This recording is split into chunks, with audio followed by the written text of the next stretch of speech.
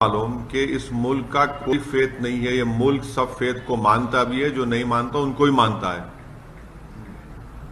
और अगर मैं किसी दुकान से तरकारी खरीदता हूं या मच्छी खरीदता हूं या मटन खरीदता हूं या बीफ खरीदता हूं और जो इलीगल नहीं है और मैं अपने घर में पका के खाता हूं, तो आपको तो मैं मजबूर नहीं कर रहा हूं ना खाने के लिए।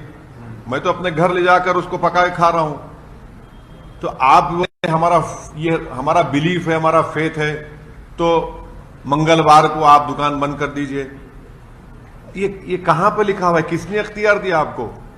चलिए गवर्नमेंट हॉलिडे है, गांधी जयंती है, कोई गवर्नमेंट हॉलिडे समझ सकते, गवर्नमेंट हॉलिडे है, मगर कुछ नहीं, वहां ट्यूसडे है, मंगलवार है, तो आप दुकान बंद कर दीजिए, आप गोश्त नहीं बेचेंगे।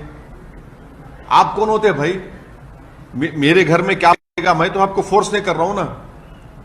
मैं तो लूंगा, मैं जो मेरी मर्जी है, पसंद है, मैं उसको लूंगा, पकाऊंगा, घर में खाऊंगा। और आप बोल रहे नहीं बिलीफ है, फेथ है। ये कहां से आ रहा है फेथ बिलीफ?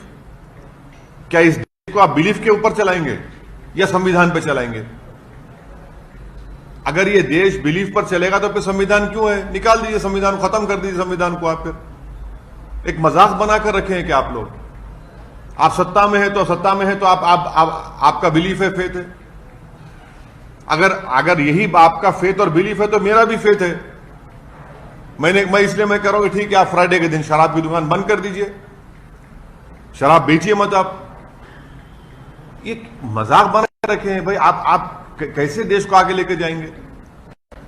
अच्छा, फिर ये क्यों कानून नहीं बनाते वो गुरुग्राम में कि भाई जितने हमारे गुरुग्राम में 5 स्टार हैं वो गोश्त नहीं बेचेंगे? बनाइए ना, चलिए बोल दीजिए पूरे 5 स्टार होटल में गोश्त नहीं बिकेगा, कोई सर्व नहीं करेगा। ये सिर्फ और सिर्फ इस देश की जो खूबसूरती है, उसकी डाइवर्सिटी, उसकी प्लुरलिज्म को खत्म करके इस देश को एक थियोक्रेटिक कंट्री बनाने की पूरी कोशिश की जा रही है।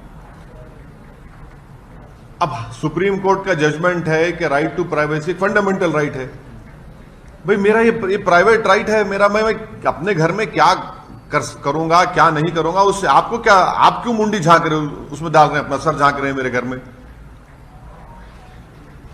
यह सरासर गलत फैसला लिया गया है और इसी तरह के फैसले हर जगह पर शुरू हो जाएंगे। आपने कर्नाटका में बीफ बैन लगा दिया, 1.5 लाख से ज्यादा कुरैश बरादरी लोग बेरोजगार हो गए। अरे भाई, बीफ बैन लगाने से उसमें क्या, ये किस बुनियाद पे किया गया? तो इस तरह से हर तरीके से लोगों को बेरोजगार बनाया जा रहा है, इकोनॉमिकली उनको हर्ट किया जा रहा है, बिलीफ के नाम पर, फेथ के नाम पर। और इससे नफरत बढ़ेगी, देश में नफरत बढ़ेगी, देश में उन लोगों के खिलाफ नफरत बढ़ेगी जो मटन खाते हैं, जो चिकन खाते हैं, जो नॉन वेजिटेरियन है, उनके खिलाफ आप हेट्रेड बढ़ाएंगे और कुछ नहीं करेंगे।